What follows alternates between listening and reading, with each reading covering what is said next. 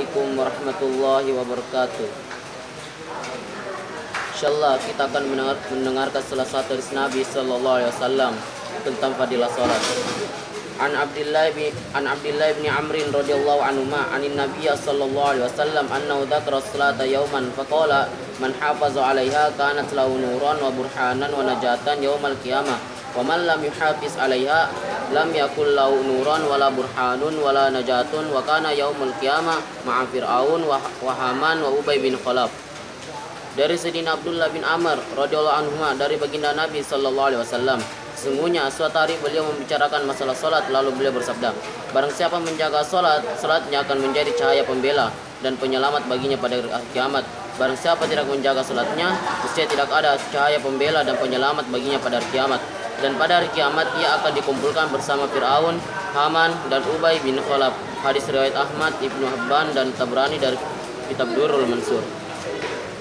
Faidah, semua orang pasti mengetahui siapakah Fir'aun dan bagaimana tingkat kekufurannya, sehingga ia mengaku dirinya sebagai Tuhan. Haman adalah menterinya, sedangkan Ubay bin Khalaf ialah musuh besar Islam dari kaum musyrikin Makkah.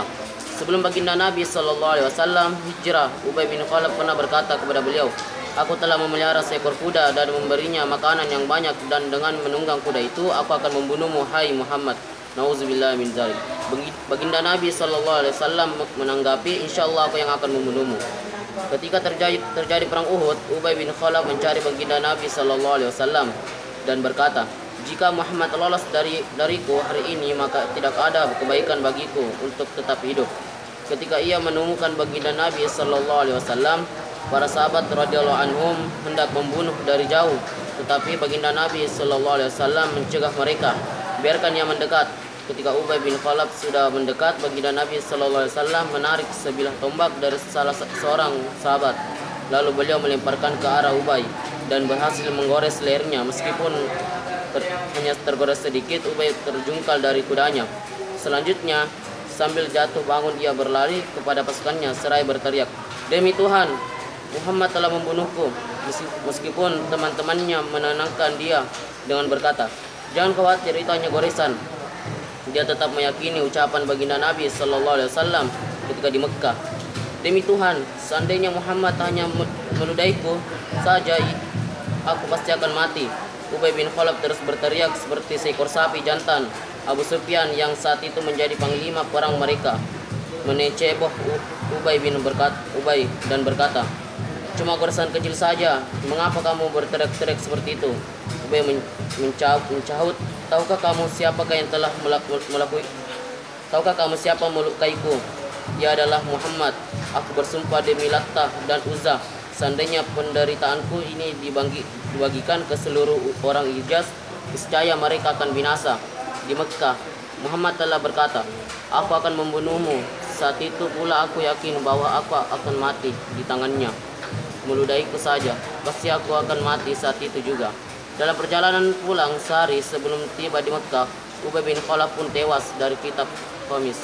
Perhatikanlah, seharusnya kita merasa cemburu dan menjadikan hal itu sebagai pelajaran bagi kita. Sekalipun Ubay bin Khalaf seorang kafir, musuh baginda Nabi sallallahu alaihi wasallam, dia sangat meyakini dan tanpa ragu sedikit pun terhadap ucapan beliau tentang kematian dirinya. Sementara kita yang mempercayai kenabian beliau, meyakini setiap ucapannya, mempercayai kepastiannya, petunjuk-petunjuknya, mengaku sangat mencintainya dan membanggakan diri sebagai umat.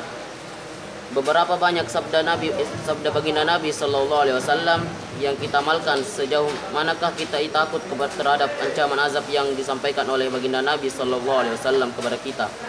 Setiap orang muslim seharusnya bercermin untuk mengoleksi dirinya masing-masing sebelum ia membicarakan urusan orang lain. Dari kitab Az-Zawajir, Asy-Syaikh Ibnu Hajar Al-Makki rahimahullah taala menulis kisah Qarun bersama Fir'aun dan yang lainnya.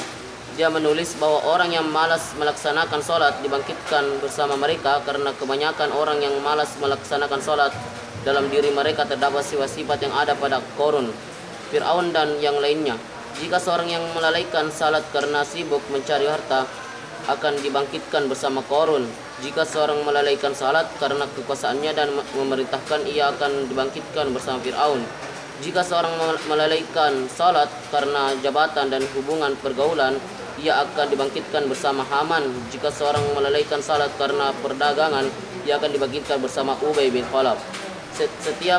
Setiap ia dibangkitkan bersama orang tersebut, azab bagi mereka pun sama sebagaimana yang diterangkan dalam beberapa hadis.